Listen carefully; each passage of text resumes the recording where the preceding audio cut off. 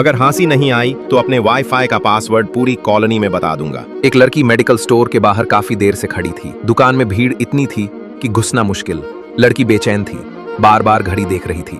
आखिरकार जब भीड़ छंटी तो वो धीरे धीरे दुकान के अंदर आई। थोड़ी सकुचाई, इधर उधर देखा, फिर दुकानदार के पास गई और चुपके से एक पर्चा थमाया। उसके बाद जो बोली वो सुनने से पहले अगर आप 3 सेकंड में इस चैनल को सब्सक्राइब कर लेते हैं तो कल आपको गुड न्यूज मिलेगी।